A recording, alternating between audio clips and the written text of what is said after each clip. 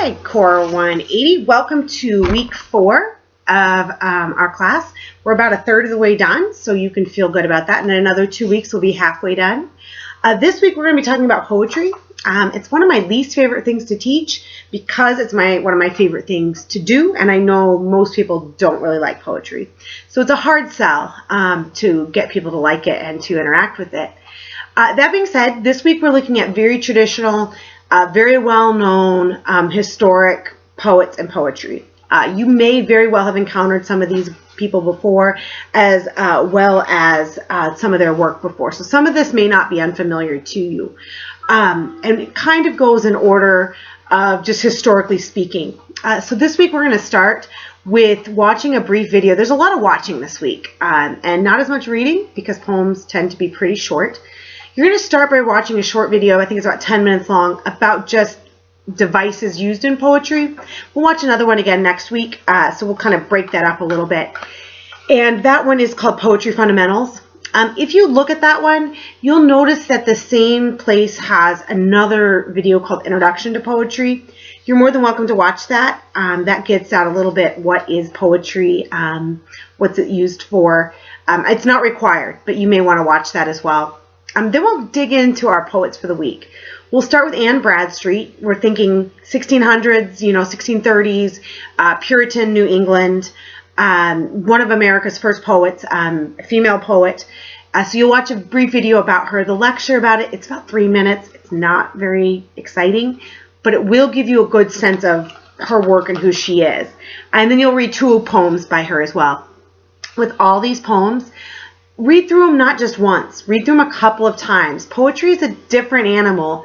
Short stories, we kind of read through straight through. Sometimes we go back. But with a poem, you really have to let it sit and get into it and look at it a couple of times.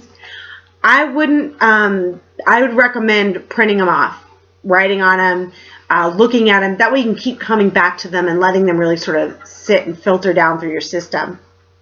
So that's Anne Bradstreet. Then we're going to do Emily Dickinson. Most people know Emily Dickinson. You'll start by watching about a 10-minute video by John Green. If you know Fault in Our Stars, which is the big movie of the summer, John Green wrote Fault in Our Stars. He also does these videos called Crash Courses in Literature, in which he gives a good background to different authors and works. And this one's about Emily Dickinson. He's a funny, interesting guy. The video moves quickly. I will warn you, the video does happen quick and he talks quick. So you'll want to pay attention while you go through that one. Then you're going to read 4 poems by Emily Dickinson. Kind of a variety. Some of them are really well known. You may have encountered them before. And she writes typically quite short poems. John Green mentions that you can sing a lot of her poems to If I Could Buy the World a Coke, which I'm not as familiar with, but the same principle applies. You can sing most Emily Dickinson poems to Amazing Grace. So you can try that. It shows her meter and her rhythm that she uses. Third poet we're going to look at is Langston Hughes. You're going to watch another John Green video about Langston Hughes and the Harlem Renaissance. And read a couple poems, I think just 2 poems by Langston Hughes, that are pretty accessible and easy to get into. Poet 4 is Robert Frost. Robert Frost is pretty contemporary. I believe he read a poem at JFK's inauguration, so he was alive not that long ago. Robert Frost has a very plain, everyday man sort of language. Typically, his poems tell a story. Several of the ones we're going to read are going to tell a story. So watch a brief video about him. I think that's just a couple minutes long, and then read his poems. And then finally, we're going to read Elizabeth Bishop. Elizabeth Bishop is no longer living, but she is a pretty contemporary poet. And you're going to read 2 of her poems. Get to know her first, though. Google her, find out about her, and see what you can figure out. She's a pretty significant poet. A lot of the people that I know that are currently writing would really reference Elizabeth Bishop, and she has played a big role in and influencing them. So next week, we'll look at contemporary poets, people who are currently writing, and a lot of those people would go back to Elizabeth Bishop. Once you've gone through these 5 poets, I'd like you to pick your favorite one. Which one did you enjoy reading the most? Which one were you the most interested in? And then I want you to spend some time Googling. Find a couple more poems. I think I said find 3 more poems by that person.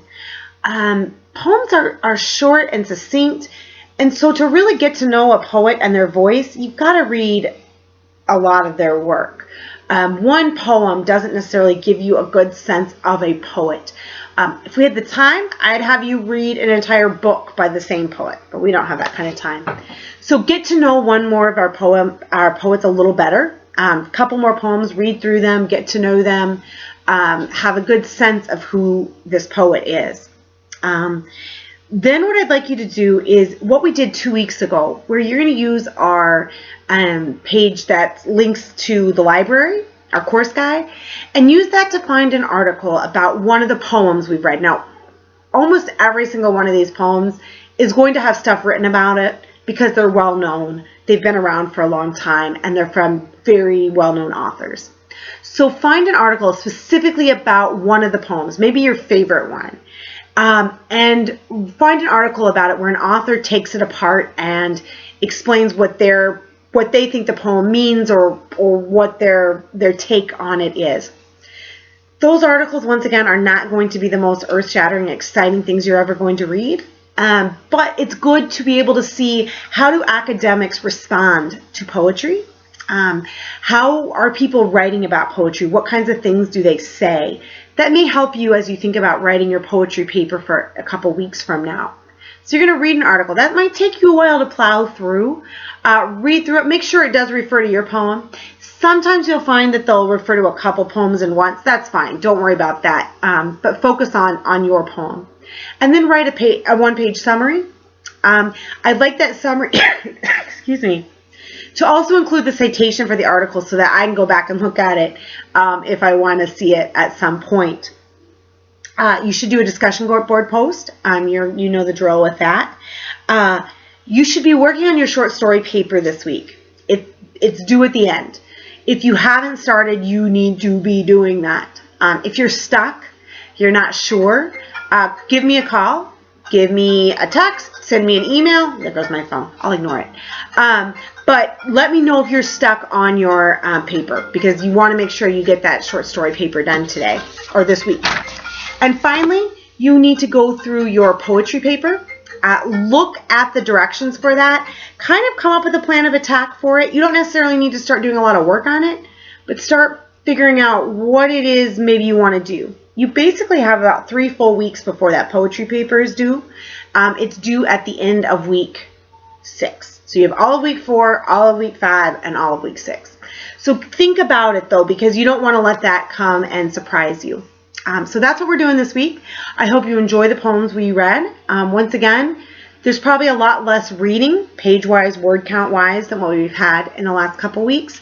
But poetry is different. It takes some time. So plan on spending a fair amount of time rereading and re-looking at the work. And once again, if you have questions, please don't hesitate to contact me, let me know, post in our water cooler discussion, get a hold of me. Oh, there's no quiz this week, so don't have to worry about that.